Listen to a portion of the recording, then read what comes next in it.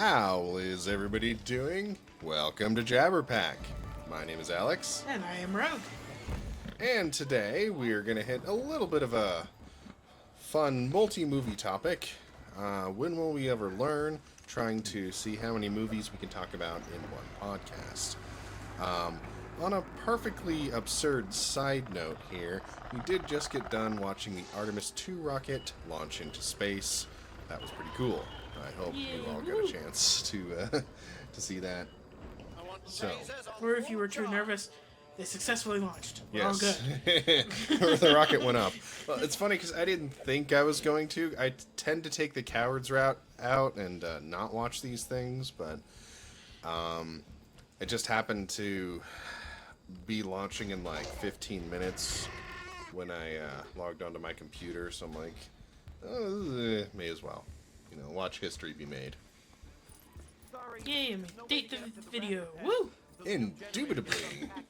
Hooray, hooray, hooray, hooray, hooray, hooray. A little delayed on that one there. Yeah. In any case, speaking of history, we're going to talk about some movies that have a bunch of history behind them. And that would be the Jurassic Etc. movies.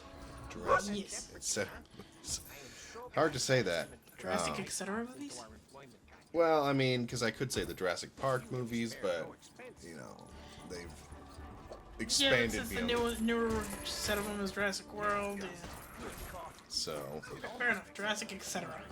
So, we've got 7 of them, and this isn't necessarily going to be like a full-blown review of the whole movies, necessarily. More just our thoughts and opinions and all that good jazz. So, hope you join us as we saunter through the Jurassic era, even though a lot of the dinosaurs, some of them aren't technically dinosaurs, aren't all from the Jurassic era, yippity yap, all of that is beside the point. We're not paleontologists, we don't know these things. Details, semantics. So, as a kid growing up, I wasn't a dinosaur kid. There's a lot of kids that, especially stereotypical male thing, that little boys like dinosaurs, and that it's like fire trucks, dinosaurs, and space tend to be a lot of things people associate with kids. I was definitely more on the space side. Never really got into the whole dinosaur scene.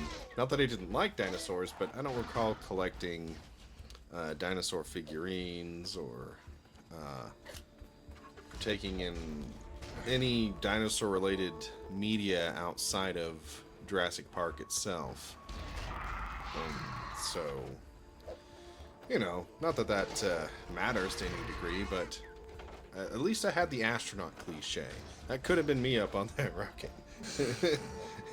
Well, see, because I probably wanted to be an astronaut till I was maybe like 15, so it stuck with me longer than most. But then there's this whole like reality thing that happens. You're like, wait a minute, that's incredibly dangerous.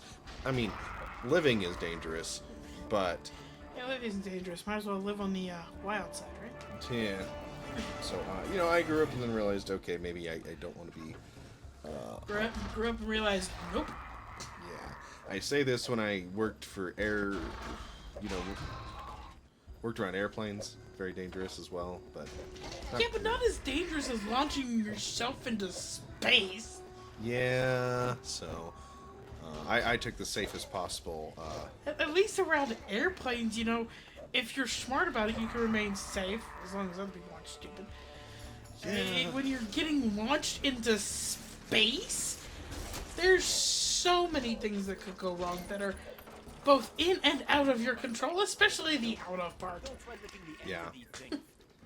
So, and then, space is this giant, vast killing machine for humans as well. So, It's a vast vacuum of nothing. so nothing but death. Sounds like the title of a book. Anyway, back to dinosaurs. They can't kill you, they're already dead. I mean, they could have, if display of dinosaur bones fell on you, then Yeah. technically the dinosaur could kill you. It Yeah. wouldn't have been eating you, but it could Yeah. kill you. Though it's important to note that most dinosaur bones you see on display are actually casts of the bones they found that are either like... Again, semantics. Okay, I'm just saying, because the actual bones and fossils would be a lot heavier, a Well, lot more dangerous. if you're a paleontologist and you're the one digging up the bones, it could still kill you if it fell in your head. I don't know true enough. which you would hurt more. You or the bone, But that would be a pretty cool way to go if you're like, okay, on your tombstone it could say, I literally was killed by a dinosaur. Like, legit. And you know, if it was a carnivore and it was the head that fell on you, then you could say you were eaten by a dinosaur. Alright. So, not a bad way to go.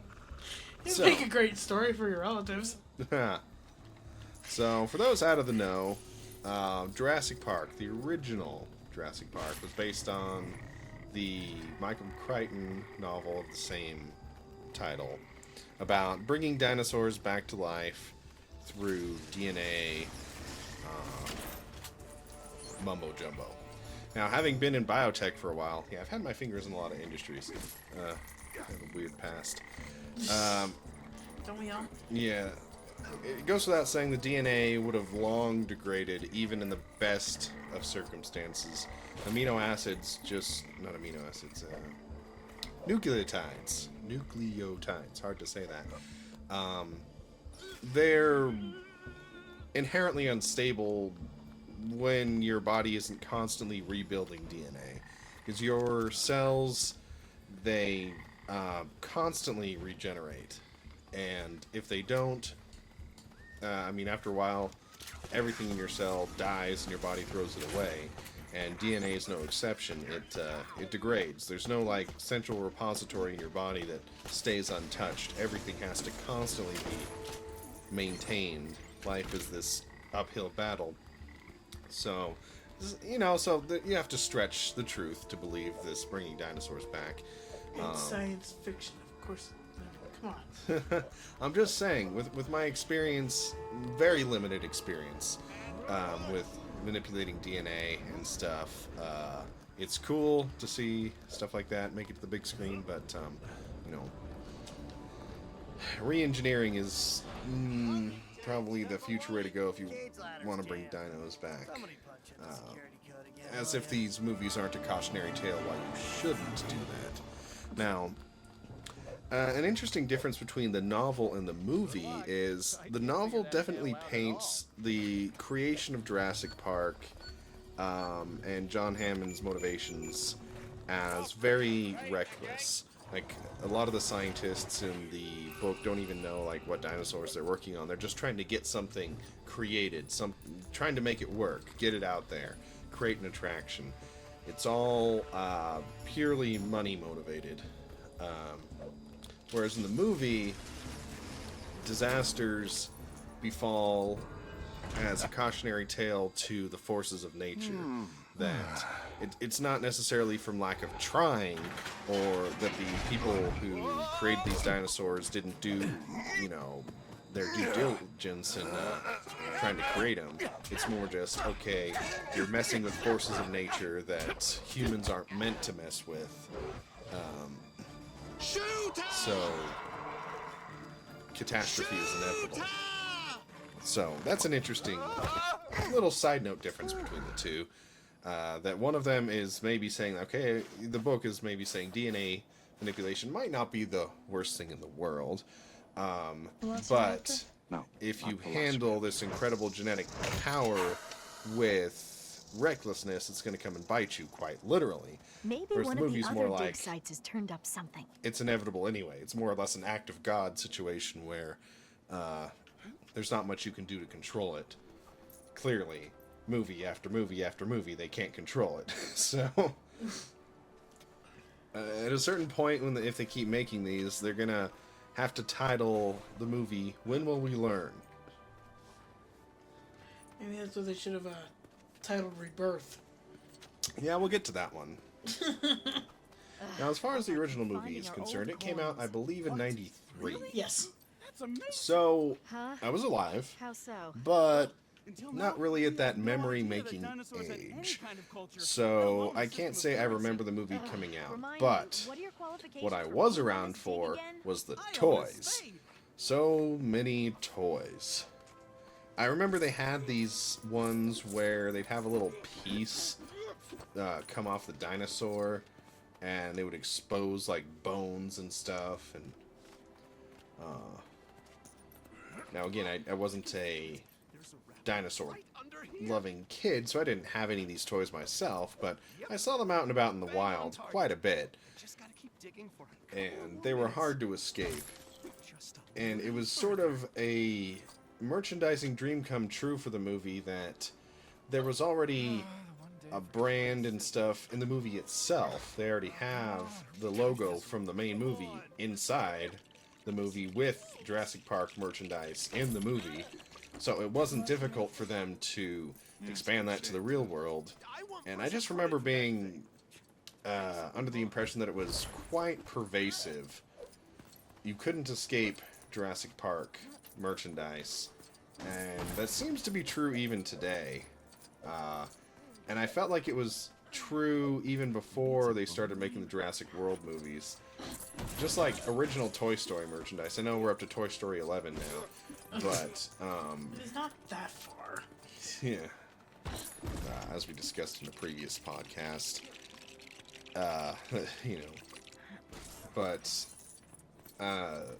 it seems to just be one of those surviving merchandisable franchises, regardless of, you know, whether or not people are currently watching the movies. People seem endeared to the Jurassic Park intellectual property, the universe that the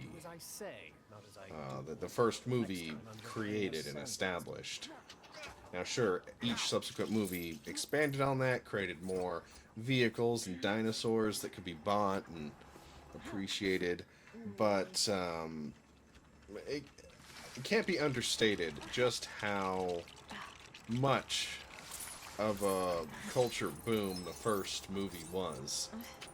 At a time where action movies were kind of the go-to standard in most theaters. This is an action movie per se, but it combines elements of, you know, science fiction, action, survival, and yet it manages to be PG-13, so you can still take the family mostly to go and see it. Mostly. Now, so for the movie itself, if you hadn't seen it, I think I started talking about it. Dinosaurs come back to life. An accident happens while they're transporting a dinosaur, and so in order to make insurance people happy, they have a lawyer, an expert, and a few other experts they bring to the island to evaluate the park, its enclosures, and so on, to give reassurances that the park is safe for consumers. But then hijinks ensue because there's a greedy guy who is being paid to steal from some dino embryos from the park, and through his actions, the park all falls to shambles. Some peeps get eaten, Including the lawyer. including a lawyer, yes. Which started the running joke that we always say dinosaurs are craving lawyers. So when they're hungry, they're like, hey, do you have a lawyer? I want to eat a lawyer. So, I don't know if you have any childhood memories with this movie. No. I really don't. I mean, I can't say I much remember much of my childhood to begin with. But no, it's kind of one of those movies that you don't really remember the first time you watched it, but it's kind of just always been there. Yeah. I feel that way about the movie Fifth Element. Which, actually, I don't know that I've only seen the movie once, but I've seen bits and pieces of it for years, and my brain feels like it's always existed. It baffles me that they ever made that movie. It just seems like it's been a part Just there. Yeah. It's unexplainably there. So, I can see that because I don't remember the first time I saw Jurassic Park. I know it was at home. I don't recall ever seeing it in a theater. In fact, I didn't see any of the Jurassic Park movies in a theater. So that must have been an experience.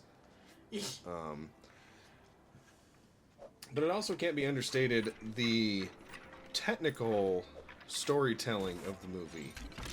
Now, a lot of people talk about, like, okay, there's certain monster movies that follow certain rules, like, oh, you don't show your monster till halfway through the movie and stuff like that to build up suspense. And a lot of that comes from the movie Jaws, but that was mostly accidental with the movie Jaws, who Steven Spielberg also directed, same director as Jurassic Park. But that was, like I said, it was mostly accidental because the shark kept breaking. So a lot of the clever storytelling, props, to Steven Spielberg and the whole team, in Jaws, that led you to not see the monster till much, much later in the movie, full face, was completely accidental. If Steven would have had his way originally in that movie, then you would have been seeing the shark a whole lot more. And it might have not been as iconic as it ended up being, and maybe we wouldn't even have the Jurassic Park movie we have today, because that might have been a flop, because it might have been the Sharknado of its day. Although Sharknado is one of those so bad it's good kind of movies, and they know that. The people who made the movie know that, and that's what makes it as entertaining as it supposedly is. I've also never seen it. Anyway, but as far as the technicals of the movie are concerned, they were originally going to do a lot of the dinosaurs with stop motion, where you sit there and have a model, you move one little microrasm at a time, and take a picture, move it again, take a picture, move it again, take a picture. Oh, tedious. Yeah. But, there's shows like Shaun the Sheep that Aardman Studios, I think they're called, in the UK, who did movies like Chicken Run and stuff, who are still keeping that art form alive today, and I very much appreciate that. But for that movie, they just weren't, it wasn't quite hitting the notes that they were hoping, and so this movie is commonly credited with bringing computer-generated imagery in a big way to the screen. It existed before, but this was one of the first movies to really, really just push the envelope with how much they could do with it.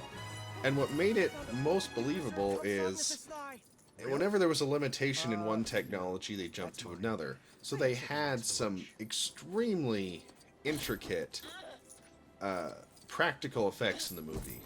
I mean, they very famously built a T-Rex for the paddock escape sequence. And they probably used it in a couple other shots. So they have the CG shots of the Rex, but when they needed a really good organic close-up thing for the actors to react to give the proper scale and weight, then they had this, for lack of a better description, giant puppet to bring it to life in that way. And same with the raptors. They had several practical mechanical raptors, and then they had CG for the scenes where moving the practical ones wouldn't work. And so because they painted the picture with both, it very much helped create a cohesive, workable, realistic, tangible narrative to the audience at the time. Now, sure, we can look at it under today's lens and obviously tell, oh, well, that's clearly the CG shot, that's clearly the real shot. But it wasn't so easy back then, and for what it is, I think it still holds up incredibly well. Especially because they didn't lean on that computer-generated component super heavily. They used it as a tool to solve problems when they needed it to, but they still employed every trick under their hat to technically tell the story as best they could. So, I think that's worthy of its place in history. And it's justifiably one of the most famous blockbusters in history. So, it's hard to recreate that. Yeah, nothing's gonna beat OG Jurassic Park. Yeah. And it's one of two reasons why I'd want a Jeep Wrangler. So... Yeah, not just because you want to play with the gear shift. Yeah. So, for a little bit of history, I used to work for a rental car agency. Again, I've worked a lot of interesting jobs. And so I had to move a lot of cars, and a lot of the newer Jeep Wranglers, their gear shifts, like most cars today, they're completely digital. There's no mechanical connection between what you're doing and your actual transmission. Especially because a lot of cars are hybrid now. And so that wouldn't work anyway, because how would the car, how would you manually... A lot of technical stuff. Yeah. Anyway, so modern Wranglers have a very fidgety, clicky gear shift that's just fun to play with. So, one of the only things I miss about that. So, and the other reason is I would love to just have a Jurassic Park decked out Wrangler. Whenever I see somebody, put a wrap on their Wrangler to make it look like the Jurassic Park Jeeps, I just Who wouldn't want that? I mean, honestly, who wouldn't want a Jurassic Park Jeep? Yeah. That's like one of the coolest things ever. As long as the T-Rex doesn't come like chasing me out of the mountains or something, then that wouldn't be preferred. But come on, it's a Jurassic Park Wrangler. Yeah, I mean, even people who haven't seen the movie give mad respect to Jurassic Park decked out Jeeps, so yeah. Now the other aspect to talk about Jurassic Park that's probably embarrassing for me is I did experience that movie as a kid, so I had a lot of Jurassic Park related nightmares. I mean, if you're a kid watching a movie about man-eating dinosaurs, who wouldn't have nightmares about that? So, on one hand, it's like I'm talking about this movie that I loved as a child and love as an adult too, and knowing the history of what it means for the industry and all that good stuff. It's just an amazing movie all around. But at the same time, it terrified me as a kid. Which was part of the point. Part of the fun of it. Yeah. Because I'm not a horror movie genre watcher, generally speaking. But, especially survivor horror movies, it's just not my cup of tea. Yeah. If I'm gonna watch or listen to something horror, just give me creepypastas. They're more entertaining to listen to, and a little more, get you worked up than horror movies, because it's just jump scares. Yeah. Horror movies are mostly jump scares. I own an island. Yeah, you're not wrong. Biological preserve. Really spectacular. So, yeah, Our attractions will drive I can't kids say I out of their recovered minds. from that. Every once in a while, I will still If I have could a just movie persuade where you dinosaurs are in it. To sign A on. movie? A Dream. nightmare? I could get A back brain on track. movie. A Sleepy sleepy brain movie. There you go. That's it. That's Nightmares right. and Dreams will now be called Sleepy, Sleepy Brain brain movies. Yeah. Oh. So, yeah, it's So you also two, part of my psyche for dig that up reason, dinosaurs? too. I guess if a movie just gets into your little child brain just right, it just builds something in there that just never goes away. Another movie that did that for me as a kid, at least, was Independence Day. Funny, I don't think I ever remember having nightmares about Especially for a mathematician. Jurassic Park or Independence Day. Maybe I was just a psychotic kid. Oh well. What can you do? I like you just as you are. Grow up to be even more psychotic, I guess. Don't admit it. Why? That's half the fun. Huh. Because then people have been warned. They never know what you're gonna expect, or what to expect from you, I should say.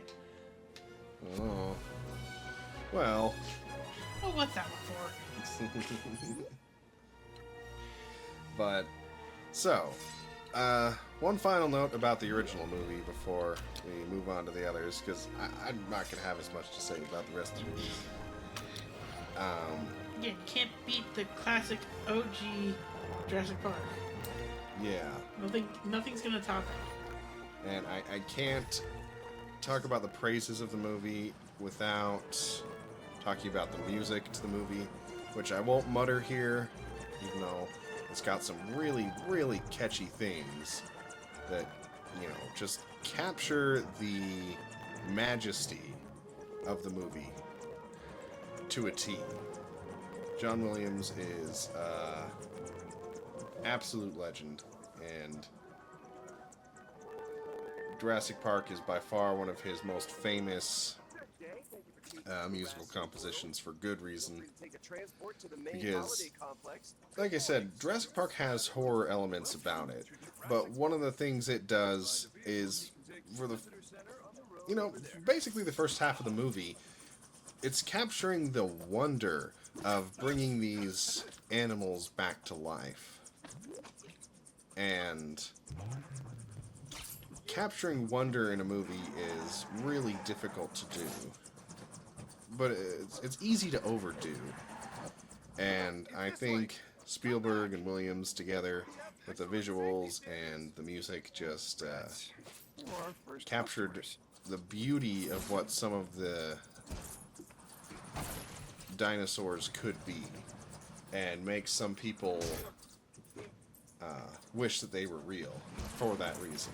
Not because they want to be eaten, but to be like, wow, just to view some of these creatures from the past and bring them back, it messes with your sense of mortality, because you're like, oh, well, nothing's truly extinct if we can bring it back. But also just the sense of seeing something from long ago when the world was completely different and, but also a little more violent than your Land Before Time interpretation of dinosaurs. I say that, but Land Before Time had plenty of violence in it as well. R.I.P. Littlefoot's mother. Oh yeah, spoilers, don't get attached to her. So I'm pretty sure most people have at least seen at least the first one, I hope. But I might be hoping for too much. Anyway, back to Jurassic Park. Yeah. So, you can't top the original, but they at least tried to continue it. Many, many times. So the second installment, also based on a novel by Michael Crichton, it's called The Lost World, or sometimes The Lost World Jurassic Park, I think is its full official title. Yeah, the official title is The Lost World Jurassic Park. Which probably came out around 98, 97. 97. Oh, 97. That was really close. So, I was old enough to remember this one coming out, but again, didn't see it in theaters. Especially because at the time, my family was dealing with divorce, costs of living were really high. I had a lot of other things on my mind in life than going out to see movies. There you actually have other things going on in life. I did see the first Pokemon movie in theaters whenever that came out. I'm going to say 98, 99 on that one. But not important. Regardless, Jurassic Park, I call it Jurassic Park 2. It's Lost World Jurassic Park. Kind of like how Raiders of the Lost Ark is the first Indiana Jones movie. So it confuses some people because some people want to call it Indiana Jones and Raiders of the Lost Ark. And for all those curious, Pokemon the first movie originally came out in 98. Okay. So it's not that I wouldn't see movies, but few and far between. Yeah, it just wasn't the jam vibe of my family to scrounge money to see this one in particular. It's one of those that I saw years after the fact, probably on TV, and yeah, you could sit there when it premieres on TV late night. Yeah. Heck yeah. So, plot of the movie in a nutshell, because let's be honest. For Jurassic Park 2 and 3, I'm just going to keep calling it Jurassic Park 2. Sorry. Not sorry. It's basically an excuse to get people back on a dino island. Because the first movie, like I said, it had a big sense of wonder of bringing these creatures back and experiencing them, but every movie after that, at least for, the next couple Jurassic Park movies, is basically more just the horror aspect and an excuse to get people in the danger. So the excuse in this movie is a team goes to research dinosaurs for reasons, and our good friend, played by Jeff Goldblum, Dr. Ian Malcolm, goes to save his girlfriend, who is one of the researchers there. At the same time, InGen, the company who made these dinosaurs, brings this big military-esque team to extract dinosaurs with the intention of bringing them to the mainland to make a theme park there. Because, well, the one on the island is a loss. You could call it a lost world, even. Spares, get them from storage, not from one of the control so that's the excuse to get people there. Clearly, things don't go to plan, and hijinks ensue. Deadly hijinks, I should say. Now, I don't recall... I don't want to say this is one of the least memorable Jurassic Park movies, but a lot of the details escape me, even though I have seen it. If you want to experience these movies in the best way possible, play the Lego version. Okay, but you can watch most on Netflix. Just say. Yeah. But yeah.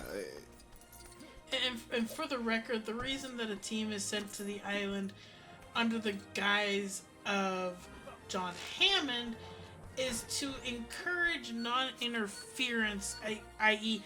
not removing the dinosaurs from the island to move to, I guess it was San Diego, for a theme park. Because John Hammond's nephew wanted to start a theme park in San Diego, which, I'm sorry, why would you want to take dinosaurs to a place like San Diego? They're trying to compete with SeaWorld. Or they were trying to give the dinosaurs an all-you-can-eat buffet. Yeah, fair enough. I mean, I think the second option there is more accurate. Well, I mean, California is famous for coming up with over-the-top fusion cuisines, so why not put people on the menu, too? Because that's not right. Yeah. But... I sadly kind of hilarious, but just not right. Yeah, but, if I'm being honest, Lost World's one of those that I just didn't really like very much. I mean, it's not a super terrible movie in a lot of respects. There's plenty of interesting things that happen, but I also recall that it had the most deaths that bothered me, if that makes sense. Because the T-Rex eats a dog. Enough said, I guess. Yeah. And I like dogs. The T-Rex is 32 miles an hour. T-Rex? You Well, said you've got a T-Rex? Okay, so Say again? We have a T-Rex. while we're sitting here discussing, I'm also researching the movies a little bit because why not? Research can be fun. My ideas are And welcome. with what I'm reading, it gives me a little more. How should I put this? I'm a little more forgiving You do this. to The Lost World with how many people are eaten, so on and so forth, how quote unquote action packed it is compared to the first one. Mostly because if this is accurate, which I've read it on several places, there wasn't originally supposed to be a sequel to Jurassic Park. No, I don't think so. The author of the book was pressured into writing a sequel Huh. to his book, which is where the story for Lost World came about because he was pressured to writing a sequel book. Because and again, I can't guarantee that this information is accurate, but from what I'm reading, the author was pressured by fans for a sequel, and then was also pressured by Steven Spielberg to create a sequel because Steven Spielberg said he would love to direct said sequel if there was one. Well, I mean, the first movie made a bunch of money, so... Well, this was during filming. Yeah, and that's unfortunate when that's where the pressure's coming from, and money talks, so I guess Hollywood and Michael Crichton listened, but maybe a little begrudgingly.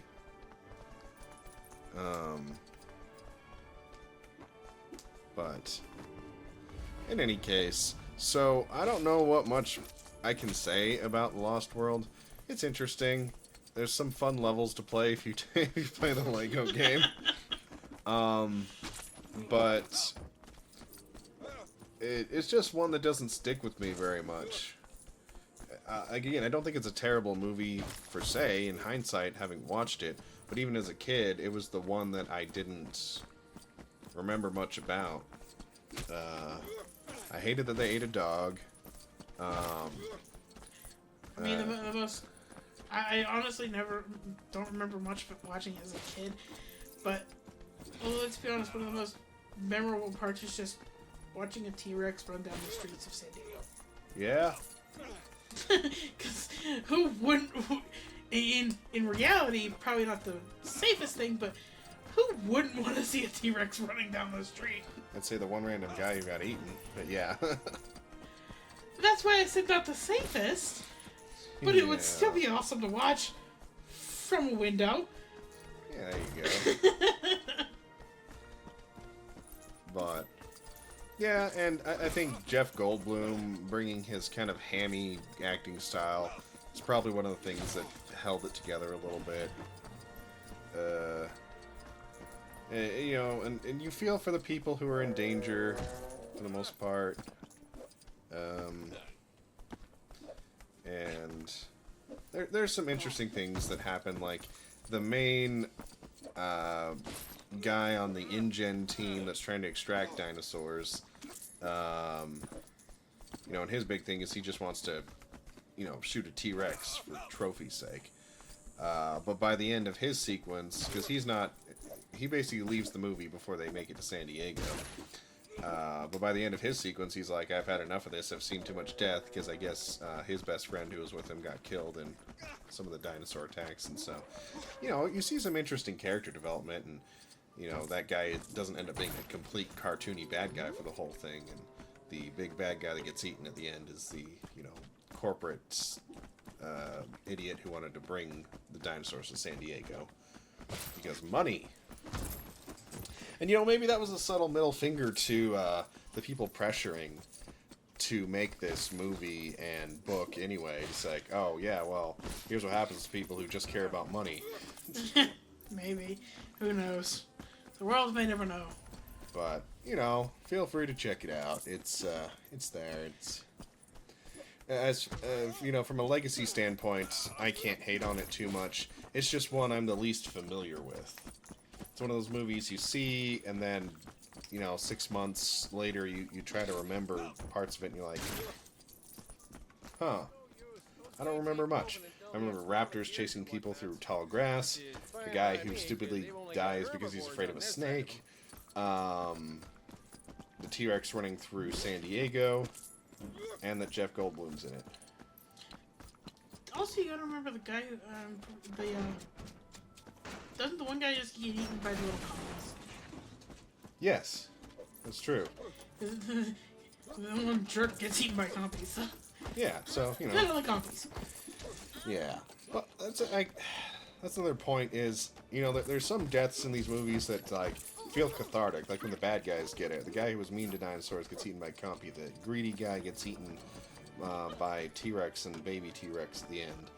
But then you intersperse it with, unfortunate deaths. Like the guy who saved them from falling over a cliff ends up getting eaten by 2 T-Rexes. And that sucks. Dog sucks. Random innocent guy in the street getting eaten sucks. So, weird mix. Yeah. But I guess every Jurassic movie is that way. For every lawyer that gets eaten, there's Samuel L. Jackson who also gets eaten. So, but, so, good fun. Still a good movie overall, though. Oh, absolutely. Like I said, for some reason, it's just the one that sticks in my brain the least. But that's not necessarily a bad thing, because that means there's nothing atrocious that happens. That means there's nothing inherently memorable on the good scale or the bad scale. So yeah, I mean, it's got some fun action scenes I remember, but overall, I don't think it's again T-Rex running out of San Diego. Yeah. But they made a third one. It brings us to Jurassic Park 3. Yeah, which, if my information serves me correct, came out in 2001. Stop looking at my screen. Well, cheater. Well, I should say, if your information is correct. Okay, so this is the Cinemark website itself. Oh. So I'm pretty sure they'd have the release dates or the release years correct on the Cinemark website. It could have been hacked, but okay, I can cross-reference with Wikipedia and every other release information I've got. Well, so yeah, but it also corroborates with my memory of about when the movie came out as well.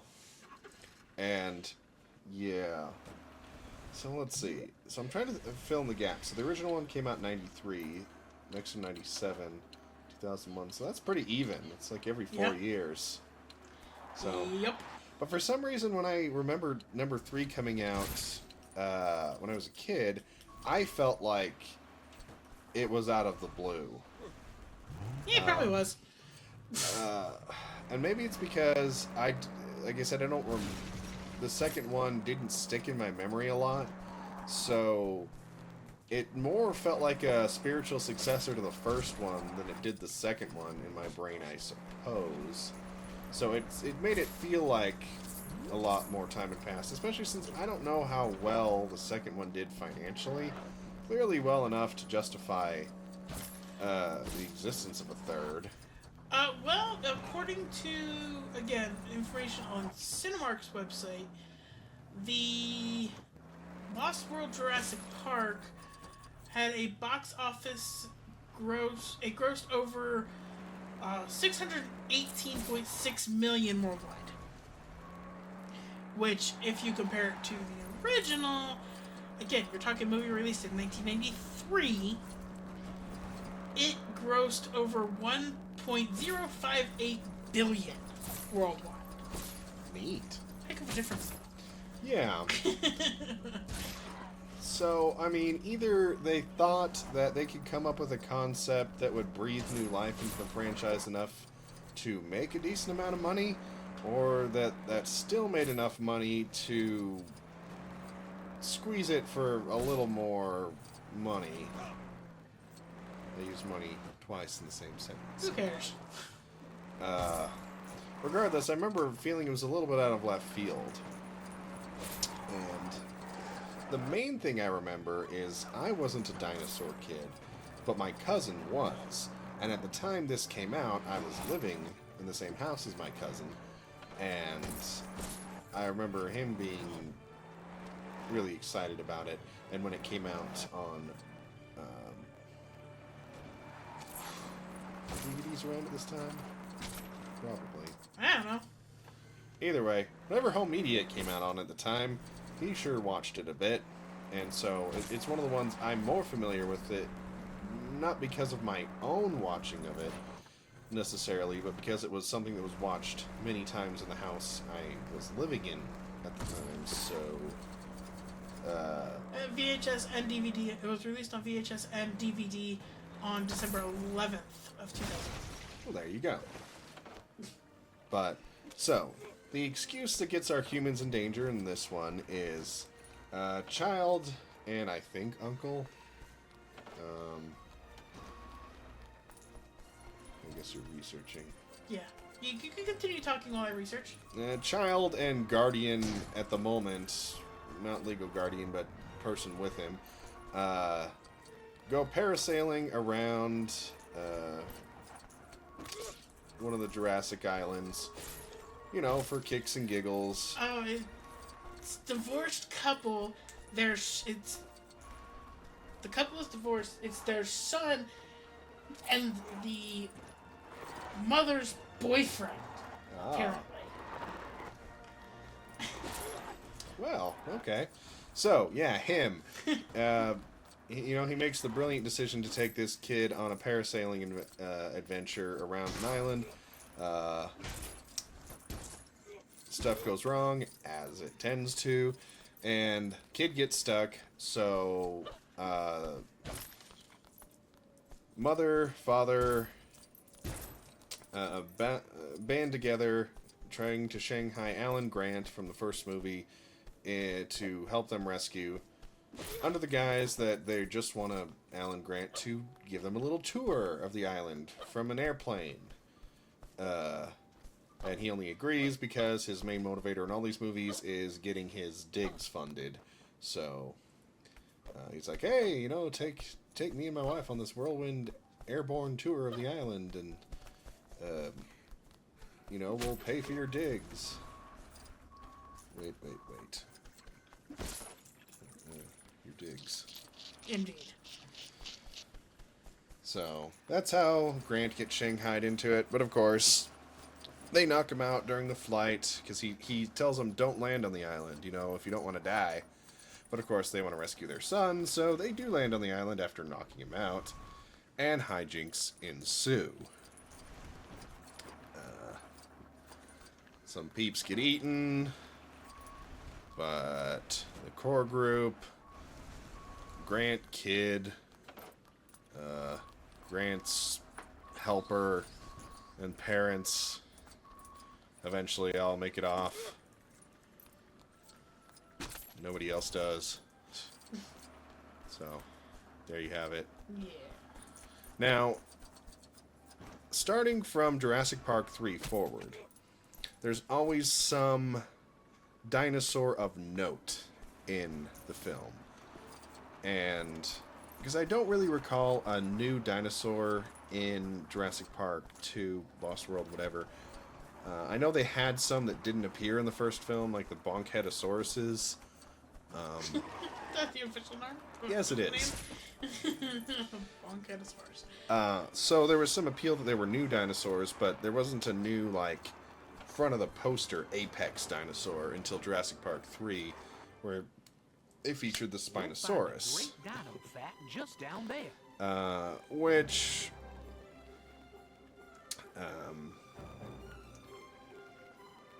is there. It's a big old dinosaur. They interpret it bigger than the T-Rex. I don't know how that holds up to reality, but it's also the only Jurassic movie where there's a fight between the new dinosaur and a T-Rex where the T-Rex loses. Though it's important to note this isn't the same T-Rex from Jurassic Park. The original, that T-Rex is in basically almost every movie in the future. They established even the ones in Jurassic World as the same T-Rex from the past, so, you know, it's good old Rexy. She's hanging in there. So, to try to make it more scary than the T-Rex, they have it win a fight against a T-Rex. And they're always running from it, and there's also raptors. And there's a silly subplot about the guy who's helping Grant stealing eggs from raptors, and how they eventually have to give them back and somehow not get eaten by the raptors, even though some of them get eaten by the raptors, but not the core group, including one of the bad guys who also plays the villain in Air Bud for, you know, all that's worth. So it wasn't too sad to see him go, I suppose. But They're lethal at 8 So, months, and I do mean it, lethal. like I said, I've hunted most it things that can hunt you leans before into the lethal. horror genre a lot 50, more. 60 miles per hour if they ever got out It's in the just get us to the island as an audience, and then it's just who's gonna survive and all that good stuff. In all fairness, according to Fossilara.com, a Spinosaurus is roughly the size of a T-Rex, Neat. if not a little bigger. Oh, okay. Just for the record. Neat. Well, these cages aren't going to be big enough. You barely So, random research. Definitely something to be scared of. Italy, Jeff. Yeah, there was also a lot more flying dinosaurs in this one, as I seem to recall. Yes. Because I don't remember if there were any in the first two Jurassic Park movies. Not depicted during the full movie itself, but I want to believe towards the end of, it was either the beginning or end, I don't remember, of their first one, they did show some flying dinosaurs. Because they were outside the helicopter. I know that was definitely in the third one. It's famously they're flying away and there's flying dinosaurs. I thought they had it in the first one too. Maybe I was thinking of the third one. Who knows? Either way. Well, they probably didn't have them on the first one just because they were, worried that they were going to fly off the island anyway. Perhaps so. And, I don't know if we even need to talk about the plot hole that is the lysine contingency from the first movie. Hey, they technically explained that in the second one. Oh, did they? They gave an explanation on, it was either the second or third movie, they had an explanation for why that didn't work. I couldn't tell you what it is. Well, then it was probably in the second one, because I remember the least about the second one. But I remember in one of them, they did give an explanation as to why the dinosaurs weren't dead. I believe it had something to do with the plants they were eating. I think it was in the second one. Oh. And I think it had something to do with something that was in the plants that they were eating. Oh. Basically negated the effects of it. Oh. But we also want to talk about the fact that the third one and the first one are based on the same islands. If I recall correctly. I could be wrong about that.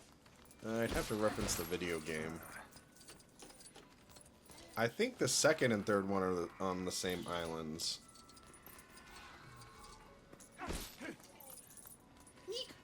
Dang it!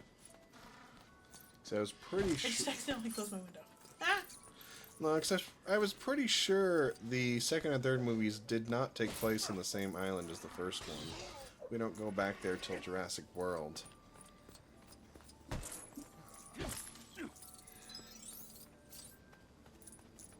Actually, no. Well, you're right. Wait, that makes no sense then.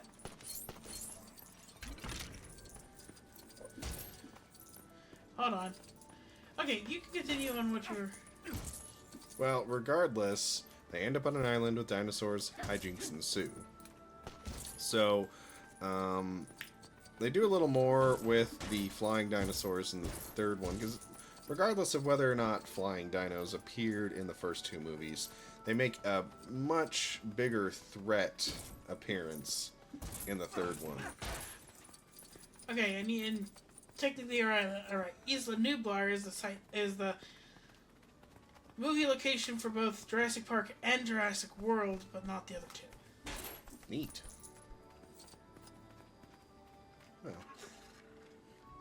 So, good stuff. So, like I said, if it were not for my cousin, I probably wouldn't have really watched Jurassic Park 3. Especially because I was a bit of a wuss. Like I said, I'm not much into the horror movie genre, and most Jurassic movies after the first one were pretty much just, like I said, excuse to get people eaten by dinosaurs. But I felt the third one a little more palatable than the second one, so I remember more about it. Especially that stupid satellite phone ring, because the father has a satellite phone that was used a few times in the plot, and one of the times they hear it because one of the guys who got eaten had it, so they hear it and it's coming from the Spinosaurus itself. Yeah. So, dun dun dun. So, I mean, I remember thinking it was interesting. Had some fun little action and stuff, but I don't know if you have any specific memories of Jurassic Park 3. No.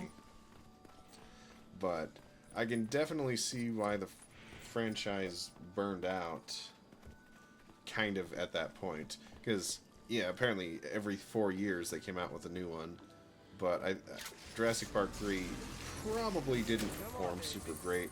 Because although it's interesting, I think people were starting to get tired of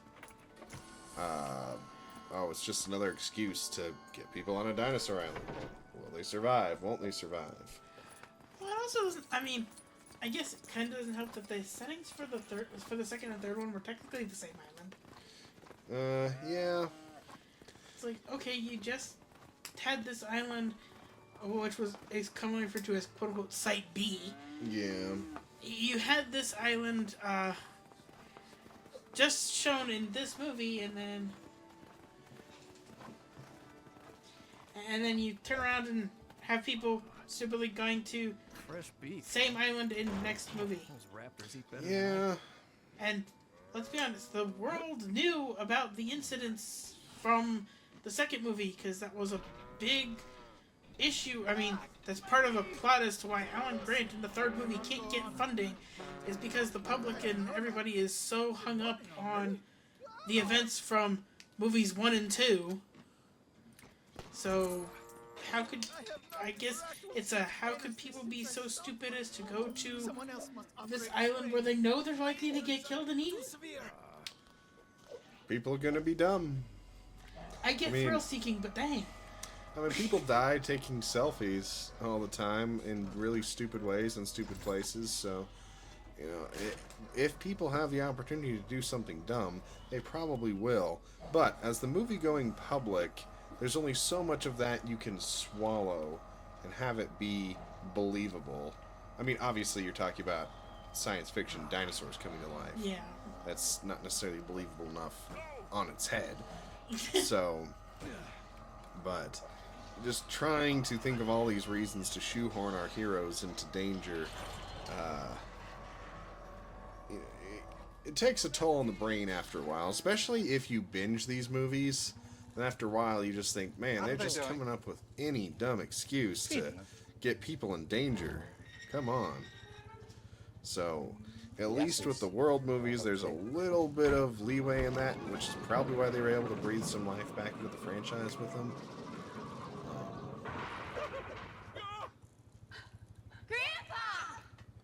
So the next leap in the franchise was the Jurassic World series, which I think they departed from the name to specifically try to tell the movie-going public that, hey, we've got something new here. It's not just another, you know, They're on this track in the middle of the roadway here. cash grab of diminishing ideas of how to get the same group of people in danger on a dinosaur island over and over again. Still not clear Now on it's getting chaos. new people in danger on a dinosaur island. But But no, to be fair, I do like the premise of the original Jurassic World because it was like, okay, what if Jurassic Park succeeded and didn't fall apart before it had a chance to gain footing? What if it really did become a tourist attraction? And what would that look like? Which was pretty cool. But of course, Come on, it's greed okay. drives the She's sick. world. So apparently people got bored with dinosaurs. So in order to keep shareholders happy, they had to make newer, crazier dinosaurs that weren't even really existent. They were ones that were cooked up in a laboratory. Hijinks ensue. Indeed. Seems to happen about every 6 weeks or so. You know, and then you get Star-Lord, who hangs with raptors. And Don't discredit Blue. oh, yeah. Good old Blue. You can't go wrong with Blue. So, Rats. and then the second Jurassic World, Jurassic World Fallen Kingdom. yeah, is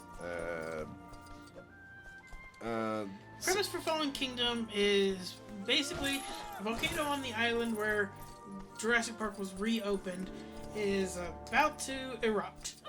And so, beginning of the movie, everyone's trying to petition to save the dinosaurs.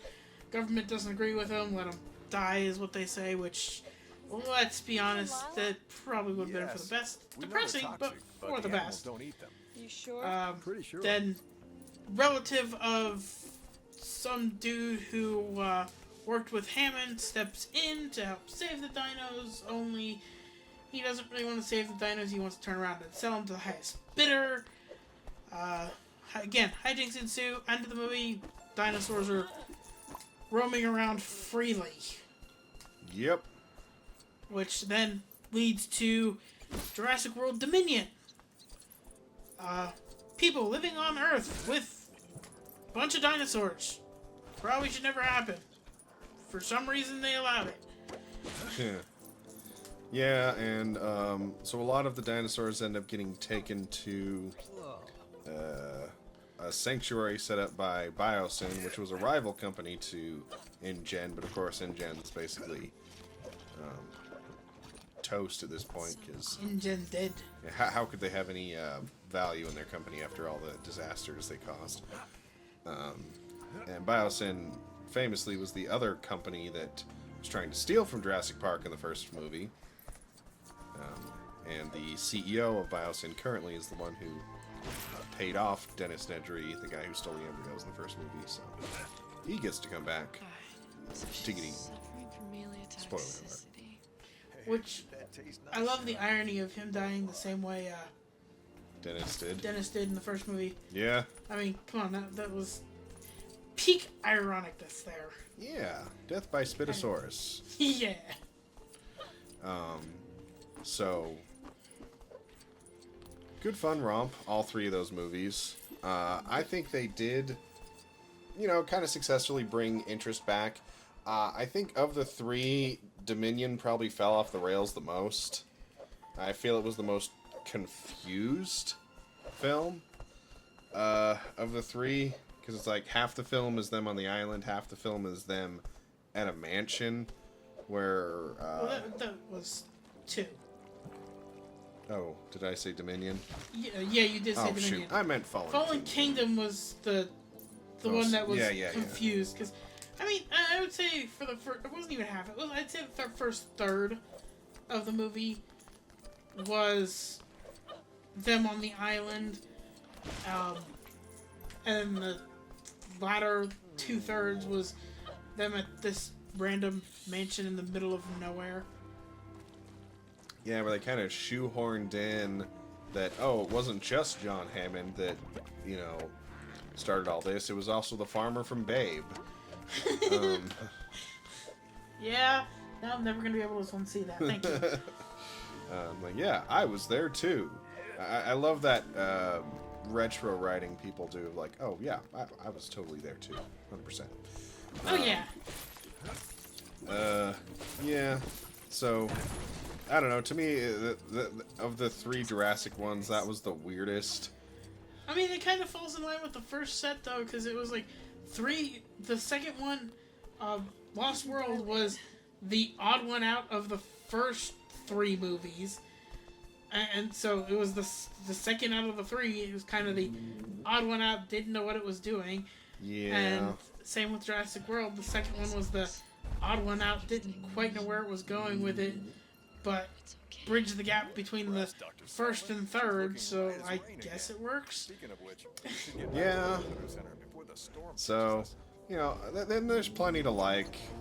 I mean, and then, as I mentioned with the Spinosaurus and the third one, each one of these movies has their signature dino. Jurassic World has the Indominus Rex, the abomination created to try to impress the public, but was too smart to be contained. The second one was what they call the Indoraptor, which is basically just the Indominus Rex, but more raptor than... the Indominus Rex, but shrunken. Yeah. And then the third one, some big carnivore, I guess. Well, they had the big carnivores at the end, which you only see for a little bit, but they also had the other trained raptor variation. I think they call them like Atrociraptors or some I don't remember what they were called. It was a raptor variation. Yeah.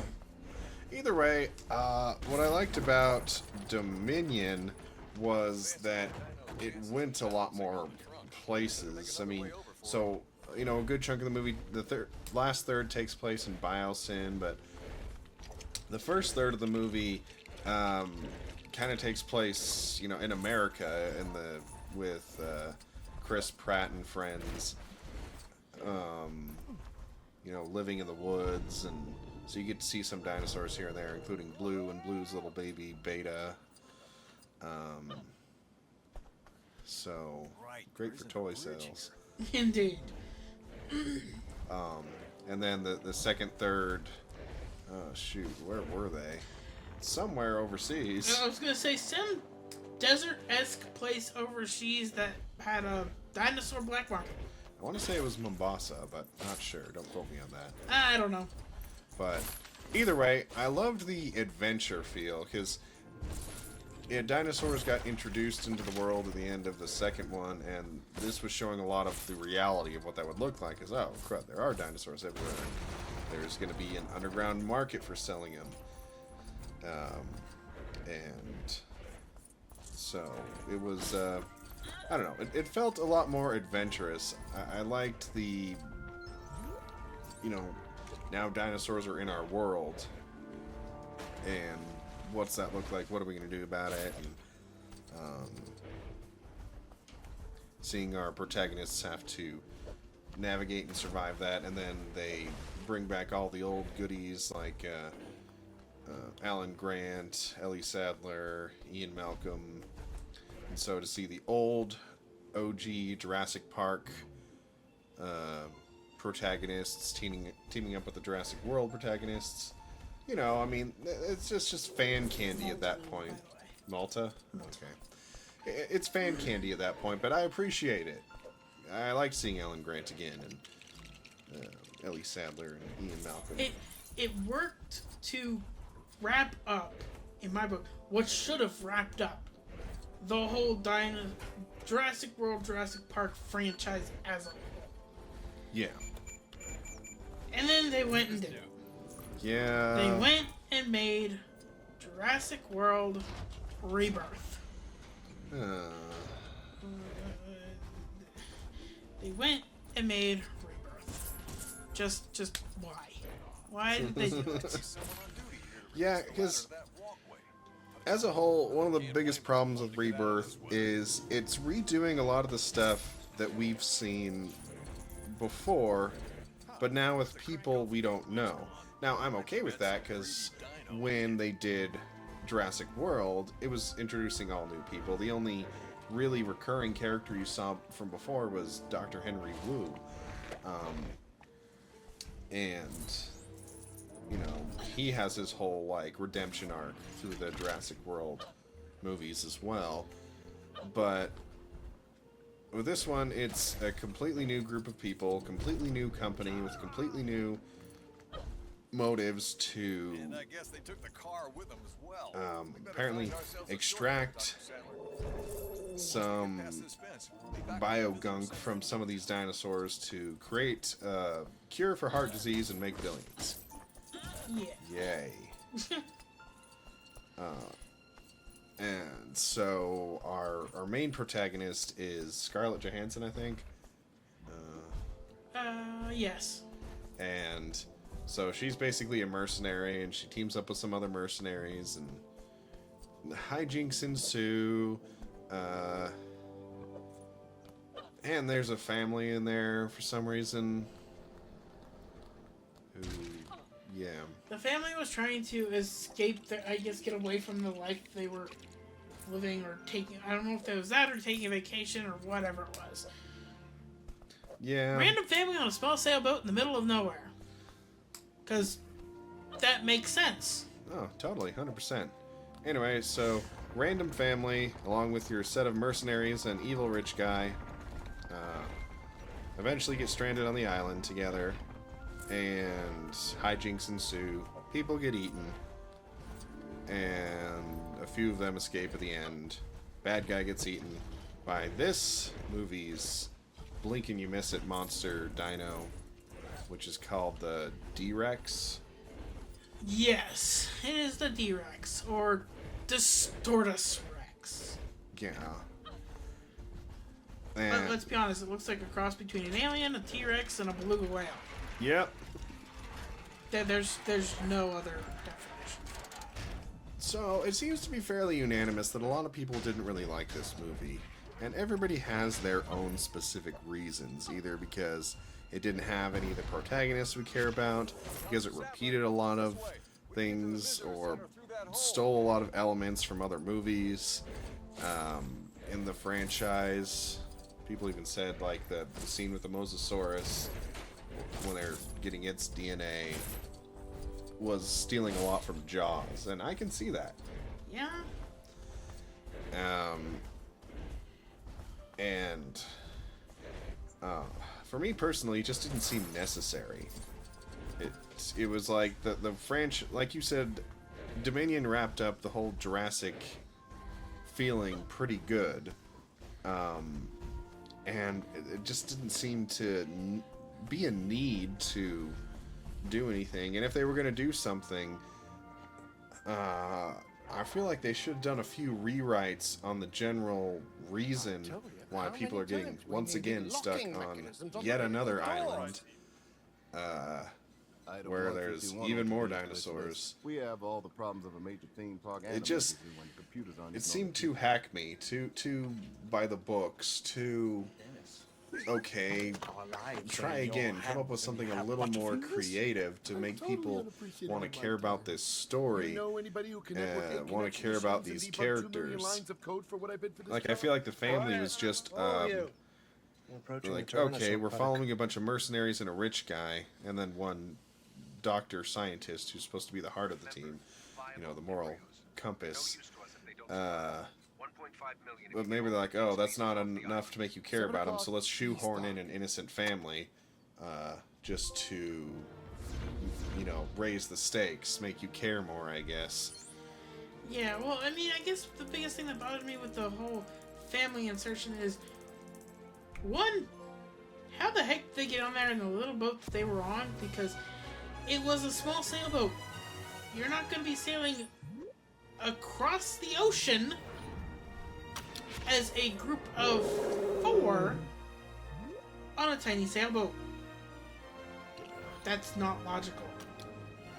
I mean, I'm sure people have done dumber things, but yeah, you know, F- on the father's part for endangering his family that way. Well, and I mean, I can kind of give him a little bit of an excuse just because the island that they're on in Rebirth isn't the island mentioned anywhere. Yeah. In the assortment of islands from, well, I say assortment of islands, in the other 2 islands associated with Jurassic Park and Jurassic World. It was the, I guess, island to put all of the weird dinosaurs that they decided to make. Well, yeah, because, you know, in the first Jurassic World movie, the big bad dinosaur was the Indominus Rex, which, you know, they made because people were getting bored of normal dinosaurs, so it was clear they started making hybrids. And I guess this island was where they were making a lot of these hybrids, and, you know, some of them were more failure-y than the others, so the Indominus, I guess, was a success that they actually brought to the park, but I guess my biggest problem with that, though, is why would they keep them alive? All these dinosaurs, because as it's quoted, that this island was the house of transgenic and mutated dinosaurs that InGen deemed were too disturbing to take to Jurassic Park. Why did they not just then euthanize the dinosaurs if they weren't going to use them for the purpose they were created, knowing that if they bred it, if they had any kind of carnivore like personality to them, they probably would escape and get eaten. Why did they not just destroy them? why did they make a security system that fails by having a Snickers wrapper sucked into it? I mean, fair. But why didn't they just destroy the thing to begin with? Reasons. Yeah, there's a lot of head shaking to be had in this movie, and I'm sure I'm not gonna think of anything more clever to say than a lot of other people have.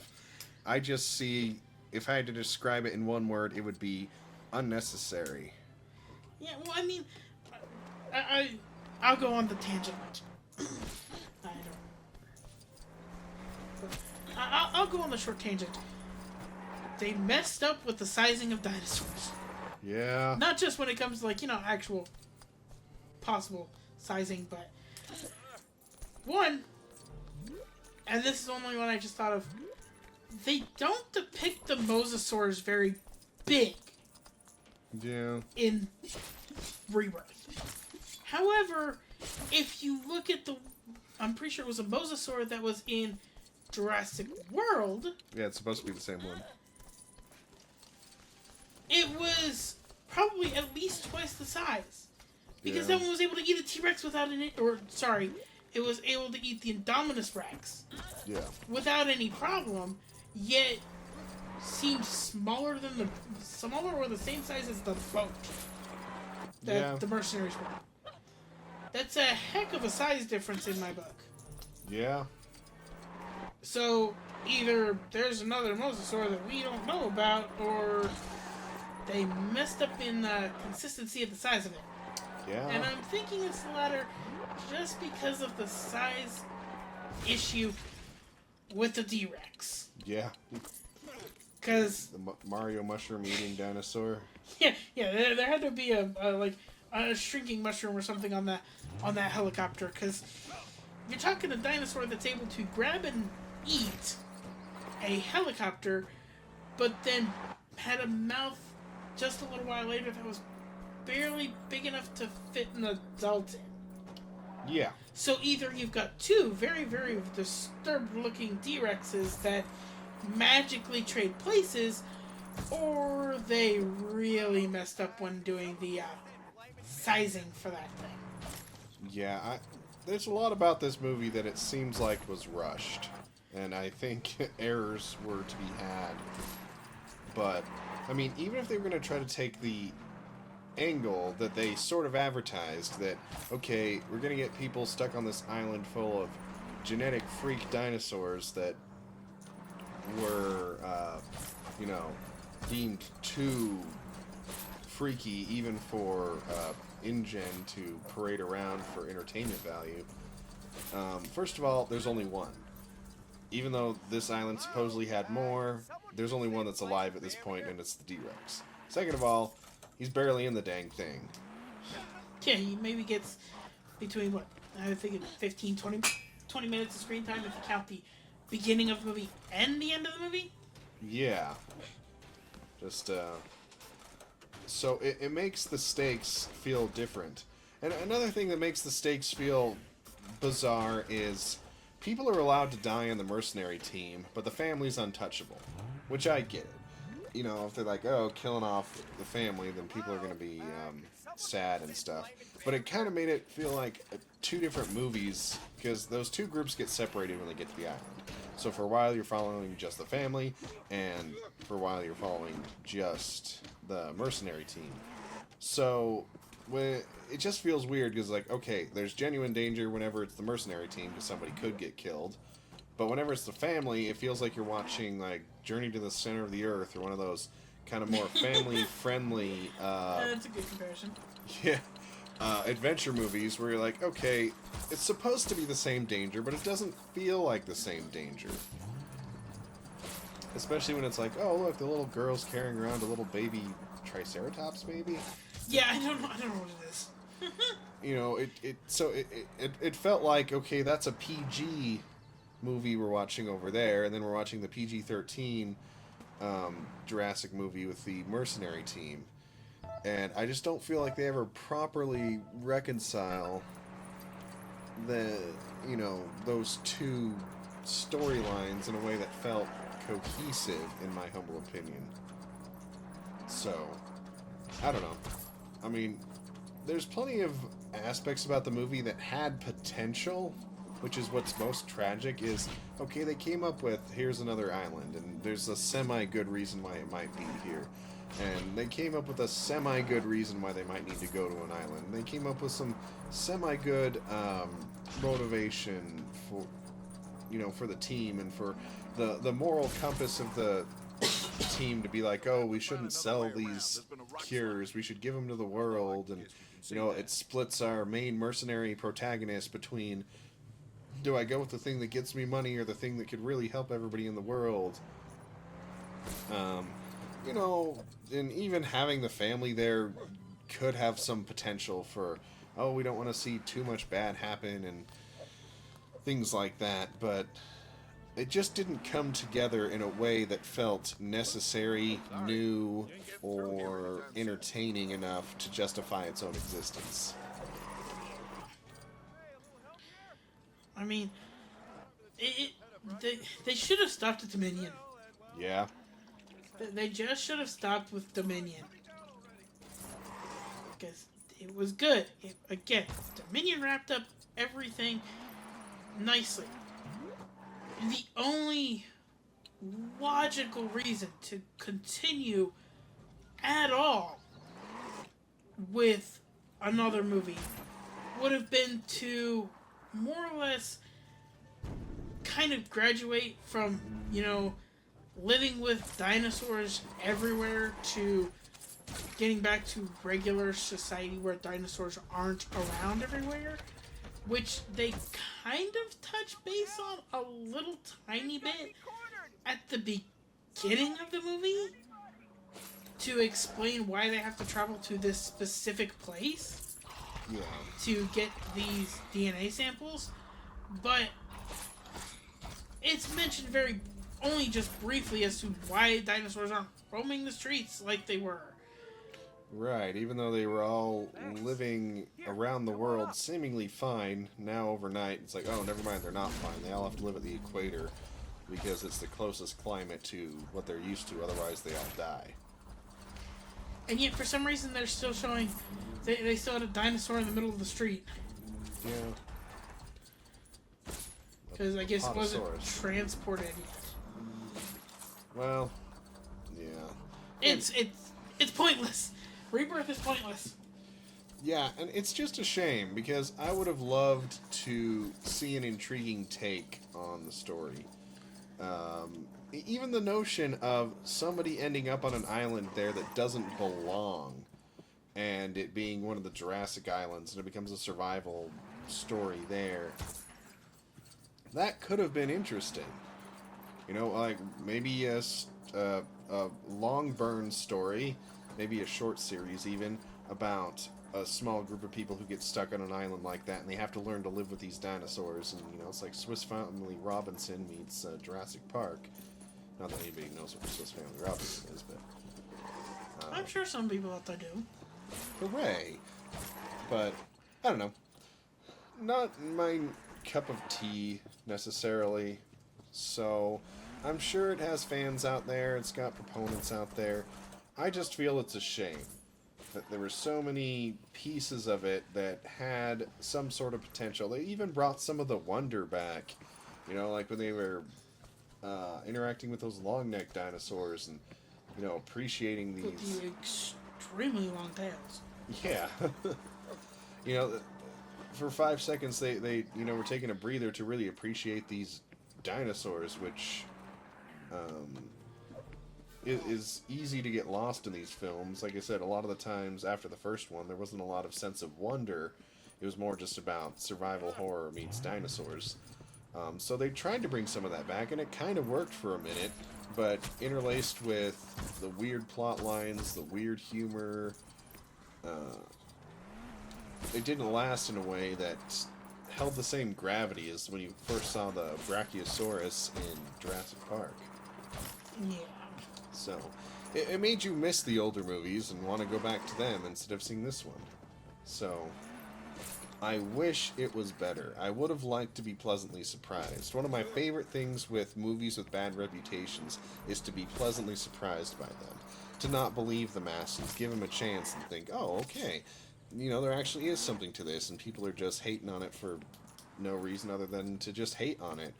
But unfortunately, it seems like the reputation of this one is justified, is If they wanted to make it, they maybe should have given it another year of thinking and working before they committed to actually shooting the thing, but they probably wanted to put it as close to Dominion's release as possible to try and keep the franchise going in a meaningful way. I mean, they broke the... I'm pretty sure... Yeah, they did. They broke the 4-year gap rule. Yeah. But most of the other ones, even with the Jurassic World, they had generally about a 4-year gap. The exception that, I mean, between the first and third, I think it was a 3-year gap. Because Jurassic World came out in 2015, and Fallen Kingdom came out in 2018. But then Dominion didn't come out till 2022. And then with Rebirth having just been released last year, they broke that 4-year gap. Yeah. Well, they should have given it another year. They should have given it the 4th year. Could have used it. Yeah. And it's a shame because I would love seeing things have creative new takes on them. I mean, you look at shows like Star Trek that have been around for decades and decades, and they have their hit or miss series that are out there, but the franchise stays alive when they find new ways and new angles to tell new stories about this universe they've created. So I was hopeful that, you know, they were finding ways to keep interest in this franchise, but I think they really shot themselves in the foot, and I don't know that they're going to recover from that anytime soon, because either they're going to have to spend a ton of money on an apology movie that that fixes all the problems of this and presents ideas in a way that don't make the audience scratch their head so hard it starts to bleed. So they'd have to have a really, really good idea to keep it alive at this point. I don't even think it's possible. I mean, I think in retrospect, nostalgia will always keep the Jurassic Park franchise alive, but I don't foresee in the near future them trying to try again at any of this. At least we can hope not. No offense, but the franchise needs to stay where it is. Leave well enough alone. Like I said, with like the original animated Lion King, that I didn't mention Lion King, but it's one of those where the merchandise has just lasted for decades. And Jurassic Park has that power. You can merchandise that thing continuously. You don't need to try to make these new movies to get people interested in it. They already like it. Let's be honest. No matter what the generation, there's always going to be kids who like dinosaurs. Indeed. And as long as there's kids who like dinosaurs, Jurassic World, Jurassic Park, all the Jurassic franchises, they're still going to make money from toys. Yep. That's not going to change. Merchandising, where the real money from the movie is made. Indeed. But that's about all I have to say about it. I don't know if you. I think we've covered them all pretty well. Yeah, I mean we could jabber for hours if we really wanted to, but we respect your time better than that. See, I don't think they'd want to listen to that. They'd probably cut it off halfway through anyway. But we thank all of you who did join us today for this blibbity blab about the Jurassic movies through the years and how we've seen them and how this last one was really kind of a thorn in the side of the legacy that the others left behind. Yeah. Here, let me return the favor. So, Unfortunately. But, that's what you get with some movies. Das Hollywood. Hollywood's gonna Hollywood. Yeah. So, until next week, we hope you'll join us Bark again. And we hope you take care of yourselves. Have a lovely week. And we'll see you around. Indeed. We'll see you Bark next week. Adios.